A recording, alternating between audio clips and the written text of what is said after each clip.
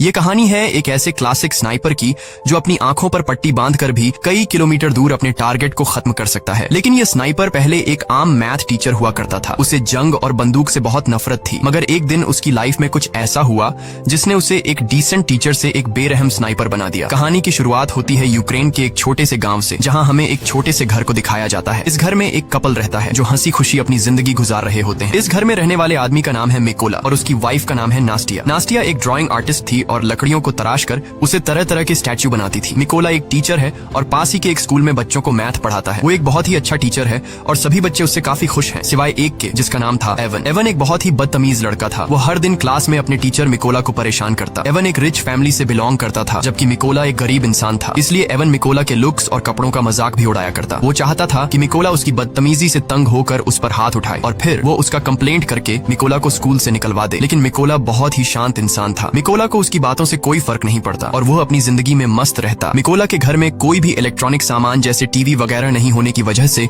उसे दुनिया की खबर नहीं मिल पाती थी। एक दिन जब मिकोला अपने स्कूल में था, तब उसने टीवी पर एक खबर सुनी कि रशिया ने यूक्रेन पर हमला कर दिया है, जिसमें बहुत से सोल्जर्स मारे गए हैं और रशिया ने यूक्रेन की बहुत सी जगहों पर कब्जा कर लिया है। शाम को जब मिकोला अपने घर आया तो उसे यह बात पता लगी कि उसकी वाइफ प्रेग्नेंट है। ये जानकर उसे बहुत खुशी हुई क्योंकि अब मिकोला फादर बनने वाला था। इन दोनों ने मिलकर इस खुशी को सेलिब्रेट किया। अगले दिन मिकोला अपनी वाइफ को बाय बोलकर स्कूल की तरफ बच्चों को पढ़ाने के लिए अपनी साइकिल पर निकल पड़ा। लेकिन जब वो रास्ते में था तब उसने दो सोल्जर्स को देखा जो सिगरेट जलाकर एक अलग सी वर्दी पहनकर खड़े थे। वो वर्दी किसी यूक्रेनियन सोल्जर्स की बिल्कुल भी नहीं थी, जिससे देखकर उसे कुछ अजीब लगा। लेकिन मिकोला ने सोचा कि शायद सरकार ने सोल्जर्स की वर्दी को चेंज कर दी हो, इसीलिए मिकोला ने उस पर ज्यादा ध्यान नहीं दिया और जल्दी से अपने स्कूल पहुंचा। लेकिन जब वो स्कूल के अंदर आया तो उसने देखा कि पूरा का पूरा स्कूल खाली पड़ा है। कोई एक बच्चा भी स्कूल में नहीं आया। ये देखकर उसे गड़बड़ महसूस हुई। तभी उसने टीवी पर न्यूज देखा जिसमें बताया जा रहा था कि रशिया के सोल्जर्स यूक्रेन पर कब्जा करने के लिए यूक्रेन में घुस चुके हैं। और अब उसे एहसास हुआ कि उसने रास्ते में जो सोल्जर्स देखे थे वो असल में रशिया के थे। ये सोचकर उसे अपनी वाइफ की फिक्र हुई क्योंकि उसकी वाइफ घर पर अकेली थी। वो फौरन अपनी साइकिल पर बैठकर घर की तरफ भागा, लेकिन अब बहुत देर हो चुकी थी। जब मिकोला घर पहुंचा तो उसने देखा कि वे दो सोल्जर्स उसकी वाइफ को बुरी तरह से पीट रहे थे। मिकोला ने अपनी वाइफ को बचाने की कोशिश की, लेकिन उन सिपाहियों ने उसकी भी धुनाई कर दी। मिकोला ने उनसे रिक्वेस्ट की कि प्लीज मेरी वाइफ को मत मारो,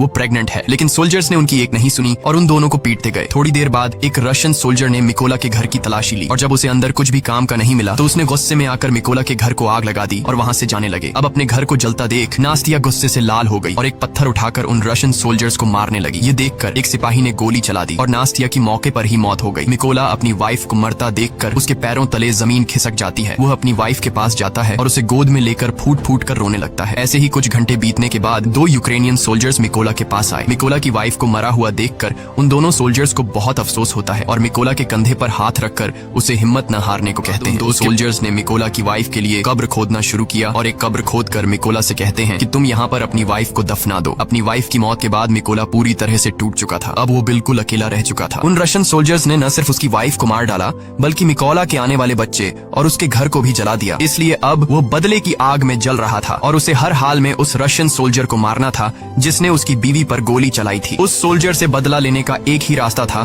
कि वह यूक्रेनियन सोल्जर्स में शामिल हो जाए। इसीलिए वह यहीं पर उन दो सोल्जर से रिक्वेस्ट करता है कि प्लीज मुझे भी अपने साथ ले चलो, मैं भी यूक्रेन आर्मी में शामिल होना चाहता हूँ। इसके बाद वे दोनों सोल्जर्स मिकोला की बात मान लेते हैं और उसे गाड़ी में बैठाकर मिलिट्री बेस ले जाते हैं। जाने से पहले मिकोला अपनी वाइफ के हाथों का बनाया हुआ छोटे से स्टैच्यू को अपने पास रख लेता है जो उसकी वाइफ ने इसकी रक्षा के लिए बनाया था। जब ये लोग मिलिट्री बेस पहुंचते हैं तो वहाँ उनका सीनियर मिकोला को देखकर उन दो सोल्जर्स पर गुस्सा करने लगता है और मिकोला को फौज में भर्ती करने से मना कर देता है क्योंकि उनके सीनियर को मिकोला पर शक होने लगता है कि कहीं मिकोला कोई जासूस न हो। जब सीनियर ने उन दो सोल्जर्स से अच्छी तरह मिकोला के बारे में जानकारी हासिल की और मिकोला ने भी उसे पूरी बात बताई कि किस तरह से रशियन सोल्जर्स ने मेरी वाइफ को बेरहमी से मार दिया और मेरे घर को जला दिया, इसलिए अब मेरे पास जीने की कोई वजह नहीं है। और उसने उस सीनियर को यकीन दिलाया कि वो रशियन सोल्जर को मारकर इस देश को आजाद करना चाहता है। ये सुनकर वह सीनियर मिकोला को यूक्रेनियन आर्मी में भर्ती करने के लिए राजी हो जाता है और अगले दिन से ही उसकी ट्रेनिंग शुरू हो गई। अब चूंकि मिकोला एक आम इंसान था इसलिए उसे ट्रेनिंग के दौरान काफी मुश्किल हो रही थी। उसने अपनी पूरी जिंदगी मैथ का सब्जेक्ट पढ़ाया था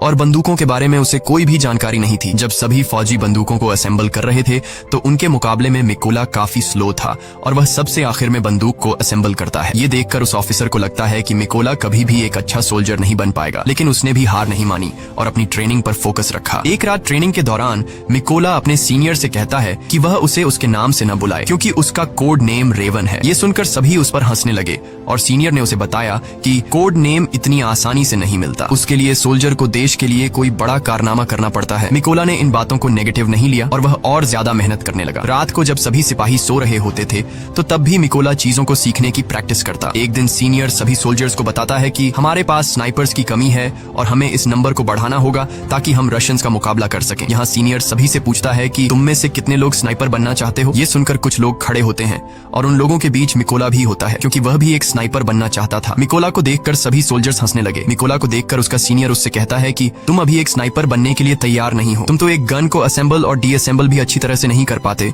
तो स्नाइपर बनना तो दूर की बात है। इस पर मिकोला कहता है कि मैं एक अच्छा स्नाइपर बन सकता हूँ, मुझे खुद को साबित करने के लिए सिर्फ एक मौका चाहिए। ये सुनकर सीनियर मिकोला से कहता है कि ठीक है, ये लो, तुम्हें इस बंदूक को सिर्फ 20 सेकंड के अंदर असेंबल करना होगा। अब खुद को साबित करने के लिए मिकोला अपनी आंखों पर पट्टी बांध लेता है और फटाफट से गन को खोलकर उसे दोबारा से जोड़ देता है और इस काम को करने में उसे सिर्फ 18 सेकंड लगे। मिकोला की फुर्ती को देखकर सभी हैरान रह जाते हैं। जो लोग पहले उस पर हंस रहे थे अब वे मिकोला के लिए तालियां बजाने लगे। वह सीनियर भी मिकोला से इंप्रेस हुआ और अब उसकी काबिलियत को देखकर उसे भी स्नाइपर ट्रेनिंग में शामिल कर लिया जाता है। ट्रेनिंग के दौरान मिकोला को एक पुराने मॉडल की गन पकड़ा दी जाती है जबकि बाकी लोगों को नए मॉडर्न वेपन्स दिए जाते हैं। ये देखकर मिकोला भी मॉडर्न वेपन्स की डिमांड करता है, जिस पर वहाँ का सीनियर उसे कहता है कि अगर तुम्हें वह गन चाहिए तो तुम्हें खुद को साबित करना होगा। अब मिकोला के पास कोई और ऑप्शन नहीं था, इसलिए उसे जो मिला वह लेकर वहाँ से निकल गया। ट्रेनिंग के दौरान सीनियर सबको बताता है कि एक स्नाइपर के सामने चाहे कोई भी सिचुएशन क्यों ना आ जाए, लेकिन वो अपनी जगह से 1 इंच भी नहीं हिलता और अपने टारगेट पर निशाना बनाकर रखता है। इसकी प्रैक्टिस के लिए सीनियर सभी के पास गोलियां चलाता है और जो भी स्नाइपर अपनी पोजीशन से हिलता है उसे इस ट्रेनिंग से बाहर कर दिया जाता है। लेकिन जब मिकोला की बारी आती है तो वो अपनी जगह से जरा भी नहीं हिलता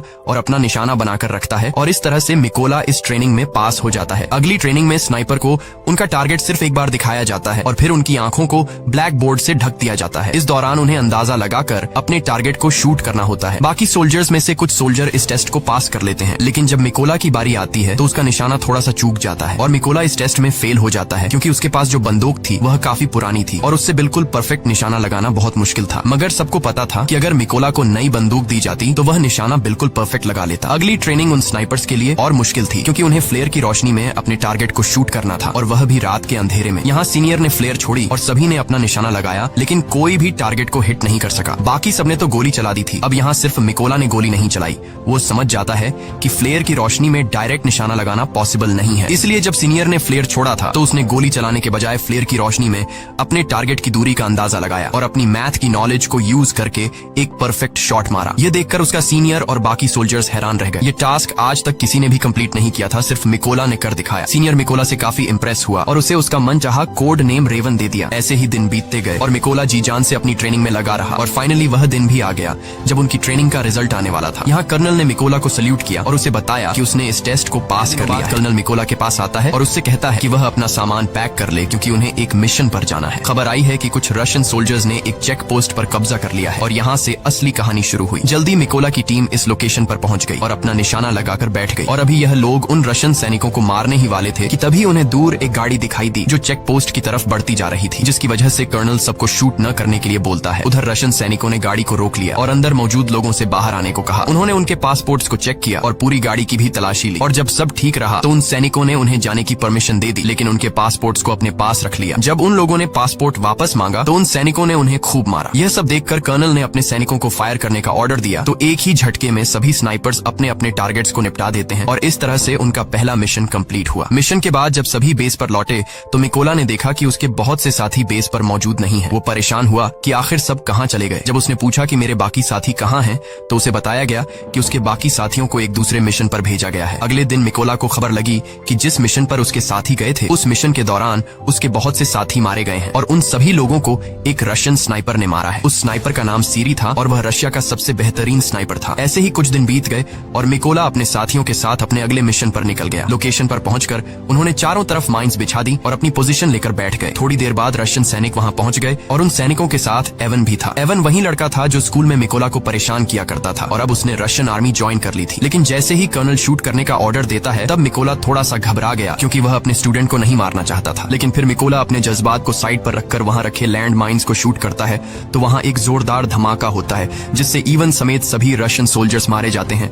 सब कुछ कंट्रोल होने के बाद कर्नल गुस्से में मिकोला से पूछता है कि जब मैंने शूट करने का ऑर्डर दिया तो तुम क्या सोच रहे थे, जिस पर मिकोला जवाब देता है कि उन रशियन सोल्जर्स में मेरा एक स्टूडेंट भी था, मैं उसे नहीं मारना चाहता था। यहाँ कर्नल ने मिकोला को समझाया कि उसे इवन की मौत का जरा भी दुख नहीं होना चाहिए क्योंकि यहाँ वो तुम्हारा स्टूडेंट नहीं बल्कि तुम्हारा दुश्मन था और रशियन आर्मी को ज्वाइन करना इवन का अपना फैसला था, इसलिए तुम्हें उसके लिए बुरा मानने की जरूरत नहीं। मिशन पूरा करके ये सभी अपने बेस कैंप पर लौट आए। कर्नल को मिकोला पर पूरा भरोसा था। वो अपना ज्यादातर वक्त मिकोला के साथ बिताता था। यहाँ कर्नल ने मिकोला को अपनी फैमिली फोटो दिखाई और उससे बताया कि उसकी फैमिली में 3 लोग हैं। उसकी दोनों बेटियां इस बात से अनजान हैं कि उनके पिता एक सोल्जर हैं। मैंने उन्हें बताया है कि मैं बिजनेस करता हूँ और मेरी वाइफ ने भी आज तक मेरे बारे में बच्चों को नहीं बताया कि मैं एक सोल्जर हूँ। यहाँ मिकोला ने भी कर्नल को अपनी पूरी कहानी बताई कि किस बेदर्दी से रशियन सैनिकों ने उसकी वाइफ को मार डाला। इस दौरान मिकोला काफी इमोशनल भी हो गया, लेकिन कर्नल ने उसे संभाल लिया। अगली सुबह ये सभी अपने अगले मिशन पर निकल गए। ये मिशन काफी इंपॉर्टेंट था क्योंकि उन्हें खबर मिली थी कि रशियन सोल्जर्स का एक ग्रुप उस रास्ते से गुजरने वाला है। कर्नल और मिकोला जल्दी से लोकेशन पर पहुंचे और अपनी पोजीशन लेकर बैठ गए। थोड़ी देर बाद उन्हें 2 रशियन सैनिक दिखे जो अपनी बाकी की टीम का इंतजार कर रहे थे। यहाँ मिकोला ये नोटिस करता है कि उनमें से एक सैनिक वो है जिसने उसकी वाइफ को गोली मारी थी और वो मिकोला के ठीक निशाने पर था। यहाँ मिकोला ने गोली चलाने की परमिशन मांगी पर कर्नल ने ऐसा करने से मना कर दिया। अब मिकोला गुस्से से लाल हो रहा था क्योंकि सामने खड़े सोल्जर ने उसकी वाइफ को मारा था और उसने आर्मी को ज्वाइन भी इसलिए किया था ताकि वो अपनी वाइफ का बदला ले सके। इसलिए उसने दोबारा से फायर करने की परमिशन मांगी पर एक बार फिर कर्नल ने ऐसा करने से मना कर दिया। लेकिन अब मिकोला अपने जज्बात पर काबू नहीं रख पाया और उसने गोली चला दी। गोली लगने से उस सोल्जर की तुरंत मौत हो गई। लेकिन बुरी बात ये थी कि रशियन सोल्जर्स को उनकी लोकेशन का पता चल गया। कर्नल मिकोला से कहता है ये तुमने क्या कर दिया। लेकिन सबसे बुरी बात ये थी कि रशिया का सबसे खतरनाक स्नाइपर जिसका नाम सिरी था वो भी अपनी पोजीशन लेकर बैठा हुआ था और अब उसे भी उनकी लोकेशन का पता लग गया था। कर्नल भी ये बात जानता था कि सिरी पास ही है, इसलिए वो सिरी की तलाश करने लगा। लेकिन इससे पहले कि वो उसकी लोकेशन को जानता,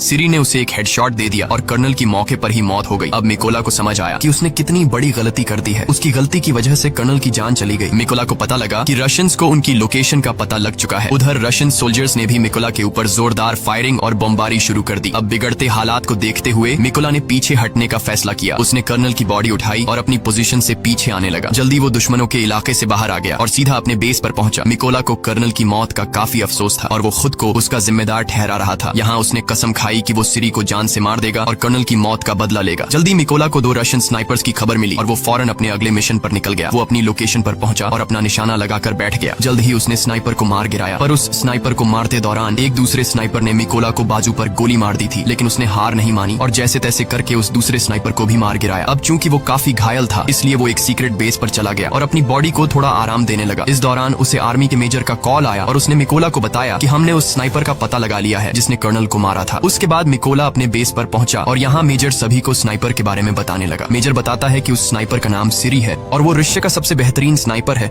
उसका निशाना आज तक गलत नहीं लगा। सिरी ने यूक्रेन के 6 सबसे काबिल स्नाइपर्स को मार गिराया है, इसलिए हमें उसे हल्के में नहीं लेना चाहिए। मेजर बताते हैं कि सिरी पहले यूक्रेन के सोल्जर्स को मारता है और फिर उसकी वीडियो बनाकर सोशल मीडिया पर अपलोड करता है ताकि यूक्रेनी सोल्जर हार मान ले। वो बताता है कि सिरी एक ऐसा स्नाइपर है जो आमतौर पर अपनी पोजीशन को चेंज नहीं करता और एक खास लोकेशन पर बैठकर अपने दुश्मनों का शिकार करता है। अब ये सभी लोग एक प्लान बनाते हैं कि वो सिरी की लोकेशन पर 2 टीम बनाकर जाएंगे। प्लान के मुताबिक उनकी पहली टीम रशियन सैनिकों पर सामने से अटैक करेगी और जब वो इस अटैक में बिजी होंगे तो उनकी दूसरी टीम उन लोगों पर पीछे से हमला करेगी। इस मौके का फायदा उठाकर मिकोला बिल्डिंग के अंदर जाएगा और सिरी को मार देगा। पूरी प्लानिंग हो जाने के बाद ये सभी उस लोकेशन की तरफ निकल गए। लोकेशन पर पहुंचकर सभी स्नाइपर्स ने अपनी पोजीशन ले ली और अपना निशाना लगाकर बैठ गए। उधर मिकोला भी चुपके से बिल्डिंग में एंटर हुआ जहां उसे 2 रशियन सोल्जर्स दिखे जो अपने बातचीत में मसरूफ थे। मिकोला ने बिना देर किए उन दोनों को मार डाला और बिल्डिंग में आगे बढ़ गया। इसके बाद उसने प्लान के मुताबिक अपनी टीम को सिग्नल दिया और सिग्नल के मिलते ही यहाँ बैठे स्नाइपर्स ने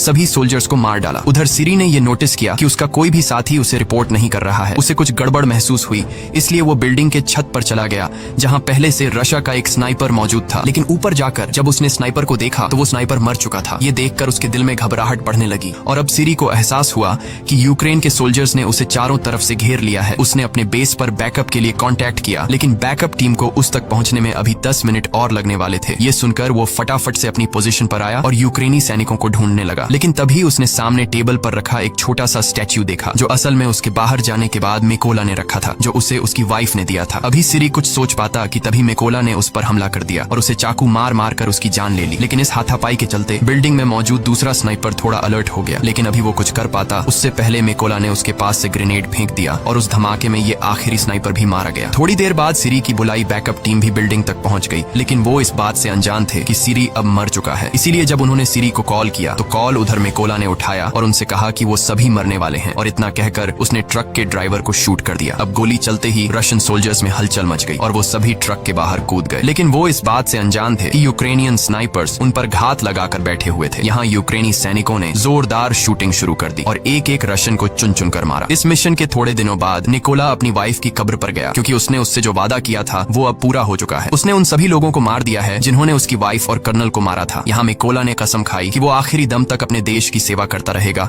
और इतना कहकर वो वहां से चला गया। और इसी के साथ ये फिल्म खत्म हो जाती है। अगर वीडियो आपको अच्छी लगी हो तो हमारे चैनल को सब्सक्राइब और वीडियो को लाइक जरूर कीजिएगा।